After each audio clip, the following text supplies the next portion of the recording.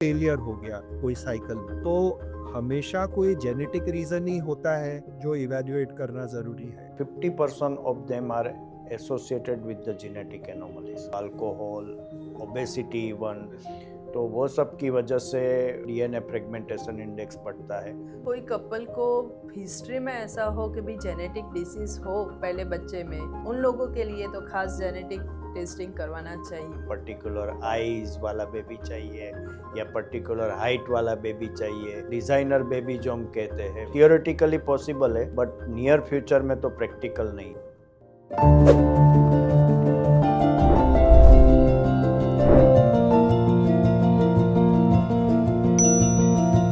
Welcome to the Pluro podcast. आज मेरे साथ एक बहुत ही मशहूर कपल है अहमदाबाद से, जो ऑब्स्टेटिक्स और गायनेकोलॉजी के फील्ड में पिछले 30 साल से जुटे हुए। ये बहुत ही स्किल्ड, बहुत ही एक्सपीरियंस्ड कपल है और मैं बहुत ही भाग्यशाली हूँ कि आज के प्लूरो पॉडकास्ट के एपिसोड में मेरे साथ है गुजरात इसार के प्रेसिडेंट डॉक्टर नेहुल दमानी और doctor Sonal Damani. Welcome sir, welcome ma'am. Thank you. आज का टॉपिक जो हम लेने वाले हैं इस पॉडकास्ट के लिए वो है जेनेटिक्स। जेनेटिक्स और इनफर्टिलिटी, रिप्रोडक्टिव हेल्थ, मिसकैरेज वगैरह आजकल बहुत ही चर्चा में है और कई टाइप के जेनेटिक टेस्ट मार्केट भी किए जा रहे हैं। तो मैम, आपसे मेरा सबसे पहला सवाल है, क्या जेनेटिक्स सचमुच इस फील्ड के लिए रेलेवेंट है? क्योंकि ज़्यादा करके जो कपल्स हमारे पास आते हैं वो तो ठीक ही लगते हैं, सबको कोई खास ऐसे सिंड्रोम या ऐसा कुछ तो होता नहीं है। तो क्या जेनेटिक्स ये रिप्रोडक्टिव हेल्थ के फील्ड में आज मायने रखता है? क्या वो रेलेवेंट है? जो कोई कपल को हिस्ट्री में ऐसा हो कि भी जेनेटिक डिसीज हो पहले बच्चे में, या उसके मैटरनल साइड या पैटर्नल साइड कोई जेनेटिक डिसीज हो, उन लोगों के लिए तो खास जेनेटिक टेस्टिंग करवाना चाहिए। या कोई कपल में ऐसा है कि आगे 3 या 4 जो एबॉर्शन हुआ हो, उन केसेस में जेनेटिक काउंसलिंग करना चाहिए और इस हिसाब से जेनेटिक टेस्ट करना चाहिए। हाँ, ये बहुत ही एक सेंसिबल अप्रोच है हुँ। कि अगर हिस्ट्री कुछ फैक्टर्स हुँ। आइडेंटिफाई करती है, रेड हुँ, फ्लैग आ हुँ, जाता हुँ, है, हुँ, हुँ, तो उसमें हम डीपर आगे चल हुँ, के कुछ इवैल्यूएशंस करें। हुँ, लेकिन जैसे आपने बताया कि बहुत बार ये इवैल्यूएशंस तब शुरू होता है जब कोई मिसहैप हुँ, हो गया है। हो गया। तो सर, आपकी क्या राय है कि मिसकैरेज जब होता है तो क्या हमेशा कोई जेनेटिक टेस्ट ज़रूरी है, या उसको हम सेम क्वेश्चन को थोड़ा आईवीएफ की तरफ एक्सटेंड करें कि अगर फेलियर हो गया कोई साइकिल में, तो हमेशा कोई जेनेटिक रीज़न ही होता है जो इवैल्यूएट करना ज़रूरी है? आपकी क्या राय है सर? तो दोनों बातों को बारी बारी से एड्रेस करें तो एक एबॉर्शन किया जो मिसहैप हो गया है, मिस्ड हो गया है कोई कपल को, तो ऐसा माना जाता है कि अर्ली एबॉर्शन जो 8 वीक्स या मतलब 2 महीने से पहले हो गए, तो almost 50% of them are associated with the genetic anomalies. तो उनका एक कैरियोटाइपिंग करके हम टेस्ट बोलते हैं, हस्बैंड एंड वाइफ का कैरियोटाइपिंग करा लेना चाहिए। And most of the time karyotyping normal आता है and that is a good sign कि वो आइसोलेटेड जेनेटिक एनोमली में आता है और वो रिपीट होने की संभावना बहुत कम होती है।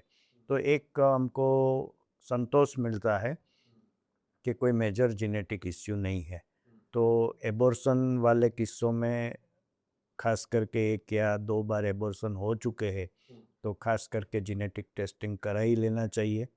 दूसरा, मैडम ने कहा कि जिसकी हिस्ट्री है, जो परिवार में कोई जेनेटिक खामी चल रही है, उनका तो हम ऐसा एडवाइस करते हैं कि कपल के साथ साथ जो मिस्ड एबॉर्शन वाला मटेरियल निकला है, एबॉर्टसम जिसको कहते हैं, उसका भी जेनेटिक टेस्टिंग कर लेना चाहिए।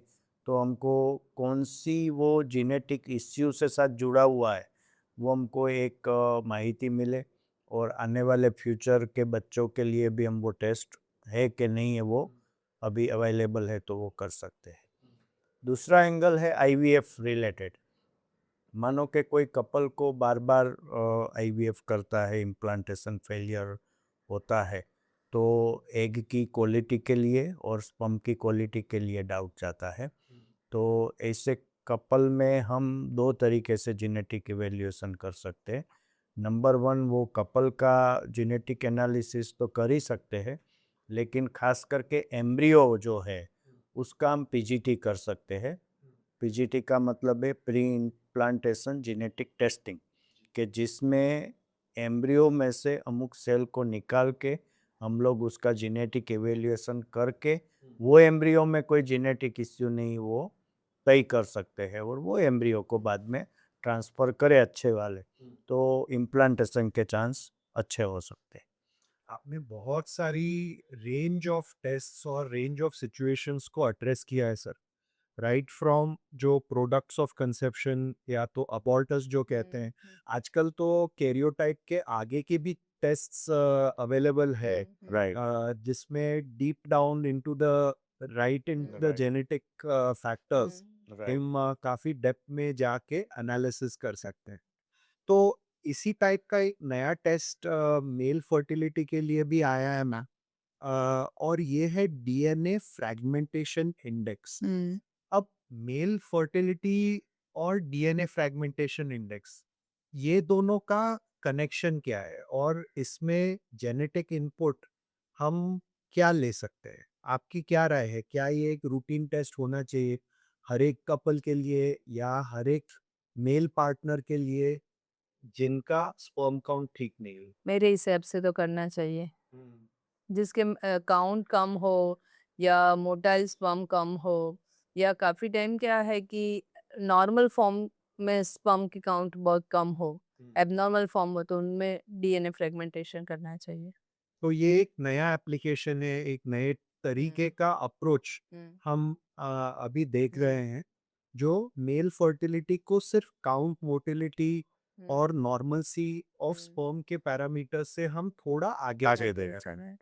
सर, आपके एक्सपीरियंस में जब ये डीएनए फ्रैगमेंटेशन इंडेक्स हम करते हैं और मान लीजिए फ्रैगमेंटेशन हाई आता है 30-35 इस रेंज में, तो यूजुअली आप क्या एडवाइस करते हैं? क्या इसमें कोई इम्प्रूवमेंट का स्कोप है या सिर्फ डोनर स्पर्म ही रह जाता है ट्रीटमेंट के लिए? ये बहुत ही इम्पोर्टेंट क्वेश्चन है कि हमारी मान्यता ऐसी है कि कोई डीएनए रिलेटेड या जेनेटिक रिलेटेड इश्यू आए तो डोनर का ही उपयोग डॉक्टर सजेस्ट करेंगे, ऐसा हम मान लेते हैं।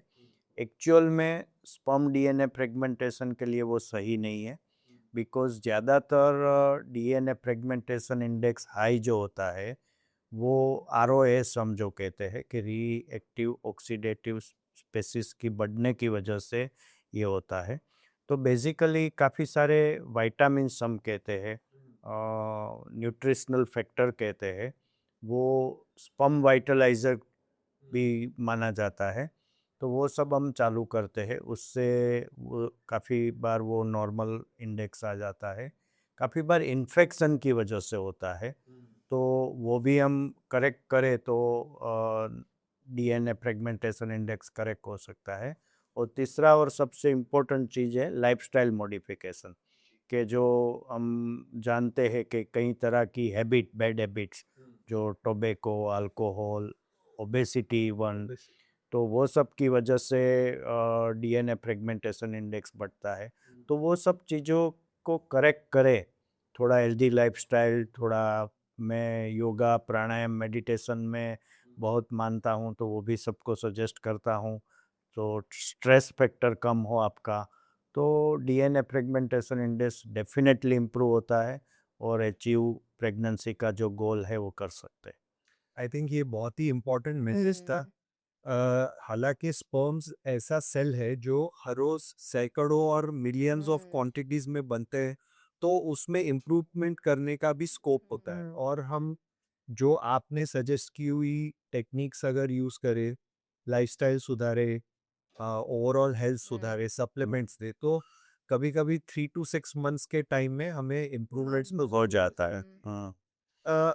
मैम सर ने पीजीटी के बारे में जिक्र किया था कि री इम्प्लांटेशन जेनेटिक टेस्टिंग ये भी एक नया टेक्निक है जेनेटिक्स के फील्ड में जो फर्टिलिटी के लिए बहुत ही अभी रेलेवेंट हो रहा है। काफ़ी कपल्स हमें पूछते हैं कि क्या आप एम्ब्रियो का टेस्टिंग करके ही फिर डालोगे या ऐसे ही एम्ब्रियोज प्लेस करेंगे।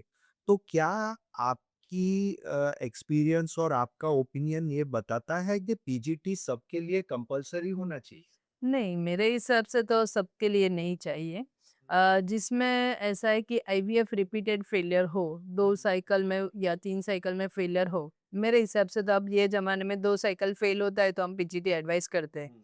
लेकिन पीजीटी कॉस्टली भी है और पीजीटी में क्या करते हैं कि एम्ब्रियोलॉजिस्ट बायोप्सी एक प्रकार की करते हैं, उसमें से ब्लास्टोसिस्ट में से अमुक प्रकार के सेल्स को टेस्टिंग के लिए भेजते हैं, जी राइट?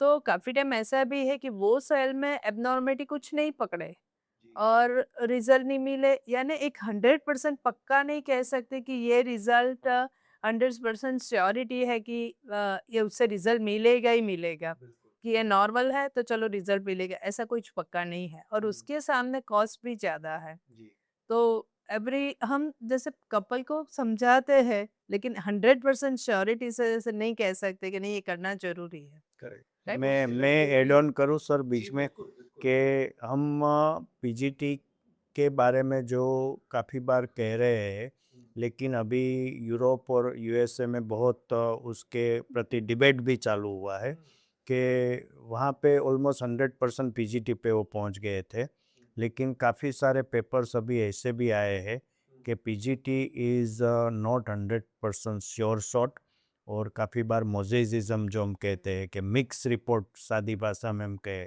कि जो सेल्स लिया है वो 100% एम्ब्रियो को रिप्रेजेंट नहीं करते हैं, तो काफ़ी बार नॉर्मल रिपोर्ट आया वो एम्ब्रियो एबनॉर्मल होने की पॉसिबिलिटी है, और एबनॉर्मल रिपोर्ट आया वो एम्ब्रियो नॉर्मल होने की पॉसिबिलिटी है।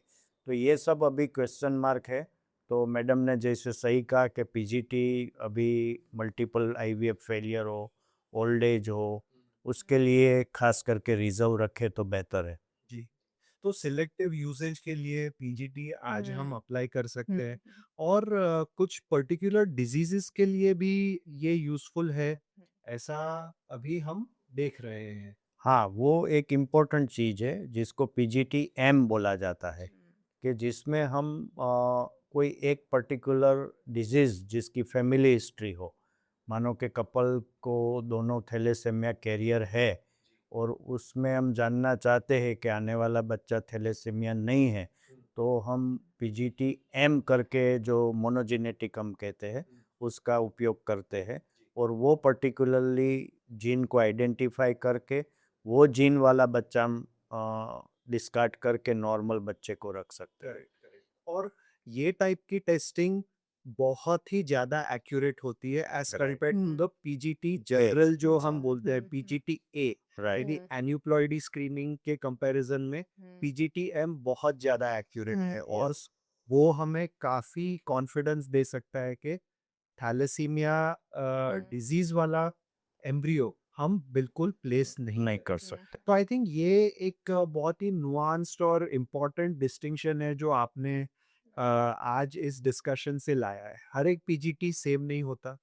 पीजीटी अप्लाई करने के अलग-अलग क्राइटेरिया होते हैं और उसके रिजल्ट्स भी बहुत ही केयरफुली इंटरप्रेट करना ये बहुत ज़रूरी है। राइट। जब हम पीजीटी और एम्ब्रियो टेस्टिंग के बारे में बात करते हैं तो इनएविटेबली एक बात ज़रूर आती है कि अगर हम ये पर्टिकुलर चीज़ सिलेक्ट कर सकते हैं तो क्या हम और जेनेटिक ट्रेट्स सिलेक्ट कर सकते हैं? क्या हम एक सुपर वे भी बना सकते हैं?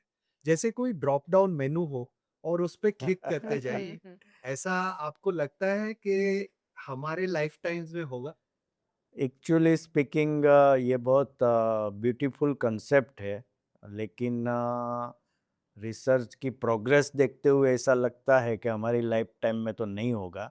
It is still very experimental, and अभी बहुत दूर है वो चीज़ों से हम कि हम जीन को एडिट कर सके, मॉडिफाई कर सके, और हमें कोई पर्टिकुलर कलर का बेबी चाहिए, पर्टिकुलर आईज वाला बेबी चाहिए या पर्टिकुलर हाइट वाला बेबी चाहिए। सो डिज़ाइनर बेबी जो हम कहते हैं वो कंसेप्ट थियोरेटिकली पॉसिबल है, बट नियर फ्यूचर में तो प्रैक्टिकल नहीं है। जी, प्रैक्टिकल भी नहीं है, शायद उसमें इतने सारे एथिकल क्वेश्चंस आ जाए कि हाँ, कि उसका कोई एंड भी नहीं। एंड भी नहीं होगा। तो ये बहुत ही एक आई ओपनर एपिसोड था sir. Ma'am, thank you so much. Thank you. This was an interesting episode on genetics from the Pluro team. I hope you log on and keep watching the Pluro podcast. Thank you.